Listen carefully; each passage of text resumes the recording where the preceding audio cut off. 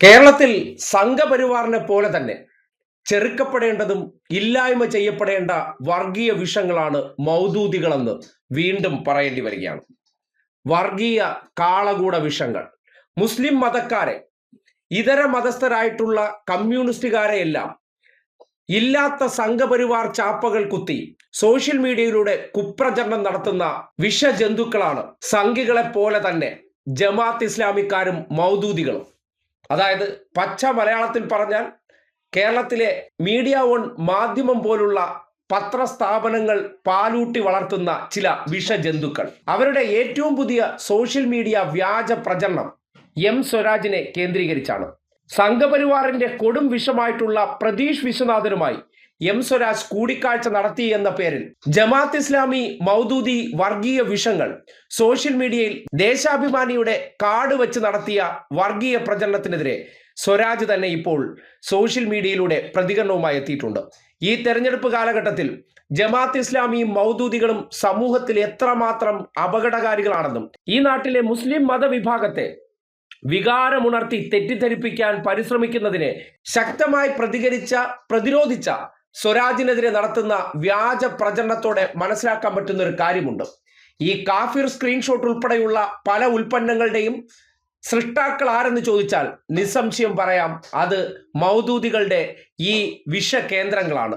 ഈ വിഷസർപ്പങ്ങളുടെ ഏറ്റവും പുതിയ പ്രചരണത്തെ സംബന്ധിച്ച് സ്വരാജ് സോഷ്യൽ മീഡിയയിൽ കുറിച്ചിരിക്കുന്ന പോസ്റ്റ് ഈ നാടിന്റെ മതേതര ബോധമുള്ള മുസ്ലിം മതവിഭാഗക്കാർ കേൾക്കേണ്ടതാണ്. നിങ്ങൾ കാണുന്ന മൗദൂദി ചാനലുകളായിട്ടുള്ള മീഡിയ വൺ ആയിക്കോട്ടെ, മാധ്യമമായിക്കോട്ടെ, ദാവൂദുമാരായിക്കോട്ടെ, അവർ സംഘപരിവാറിന്റെ വിഷകലമാരെ പോലെയും പ്രതീഷ് വിശ്വനാഥനെ പോലുള്ള കാളകൂട വിഷങ്ങൾ തന്നെയാണ്. ആ വർഗീയതകൾ സ്വരാജിനെതിരെ ചാപ്പ കുത്താൻ വേണ്ടി പ്രചരിപ്പിച്ച ആ വ്യാജ കാർഡിനെ കുറിച്ച് അദ്ദേഹത്തിന്റെ വാക്കുകൾ ദേ ഇങ്ങനെയാണ്: വർഗീയതയ്ക്ക് ഒരേ മനസ്സ് പല വേഷം. വർഗീയത പല വേഷങ്ങളിൽ പ്രത്യക്ഷപ്പെടുമ്പോഴും ഒരേ രീതികൾ അവലംബിക്കുന്നത് പുതിയ കാര്യമല്ല. വ്യക്തിഹത്യയും നുണപ്രചരണവും അസഭ്യവർഷവും എല്ലാ വിഭാഗം വർഗീയതകളുടെയും ഇഷ്ട ശൈലിയാണ്. കുറച്ചു നാളായി എന്നെ ഹിന്ദു വർഗീയവാദിയായി ചിത്രീകരിക്കാൻ ജമാഅത്ത് കേന്ദ്രങ്ങളും ലീഗിലെ ജമാഅത്ത് വിഭാഗവും ഓവർ ടൈം ജോലി ചെയ്തുകൊണ്ടിരിക്കുകയാണ്. അതിനു മുമ്പ് എന്നെ മുസ്ലിം വർഗീയവാദികളുടെ ആളായി ചിത്രീകരിച്ച് വ്യക്തിഹത്യ നടത്തിയത് സംഘപരിവാരമായിരുന്നു. ഇരുവർഗീയതയും ഒരുപോലെ എന്നെ ആക്രമിക്കുന്നതിൽ സന്തോഷമേയുള്ളൂ.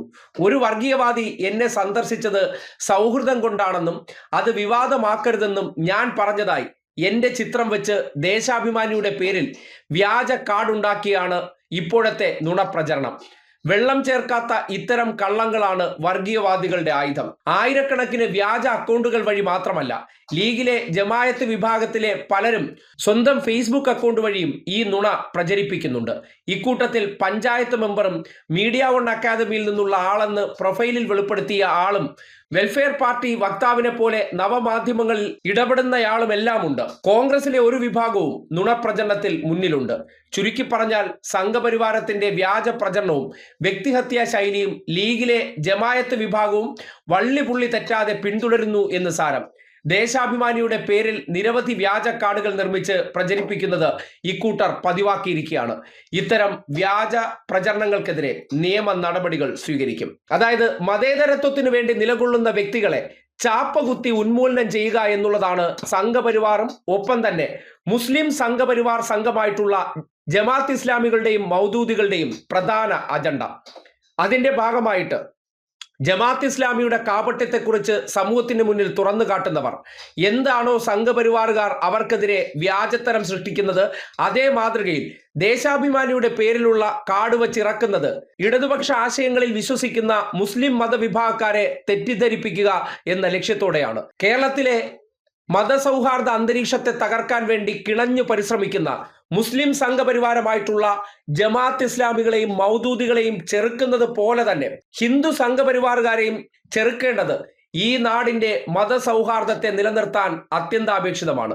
ഈ വിഷജന്തുക്കളെ മതങ്ങളിൽ നിന്നും ജീവിതങ്ങളിൽ നിന്നും നിങ്ങൾ അകറ്റി നിർത്തിയാൽ, അത് ഹിന്ദുക്കളായിക്കോട്ടെ മുസ്ലിങ്ങളായിക്കോട്ടെ, ഈ നാടിന് മാത്രമല്ല, നിങ്ങളുടെ ജീവിതത്തിൽ പോലും സത്യങ്ങളെക്കുറിച്ച് അറിയാനും വസ്തുതകളെക്കുറിച്ച് മനസ്സിലാക്കാനും മതസൗഹാർദ്ദത്തോടെ ഈ നാട്ടിൽ ജീവിക്കാനും സാഹചര്യമൊരുങ്ങും. അല്ലാത്ത പക്ഷം ഇവർ പ്രചരിപ്പിക്കുന്നത് വിശ്വസിക്കുന്ന മുസ്ലിം മതവിഭാഗക്കാരോട് പറയാനുള്ളത്, നിങ്ങളെ തെറ്റിദ്ധരിപ്പിച്ച് നിങ്ങളെ കൊണ്ടുവന്ന് വർഗീയതയുടെ കുഴിയിൽ ചാടിച്ച് മുസ്ലിം മതത്തെ സംഘപരിവാരത്തിന് വേട്ടയാടാൻ ഇട്ടുകൊടുക്കുക എന്നുള്ളതാണ് ഡൽഹിയിൽ പോയി സംഘപരിവാറിന്റെ കാല് നക്കാൻ പോയ ഇവരുടെ ലക്ഷ്യമെന്ന് നിങ്ങൾ തിരിച്ചറിയുക.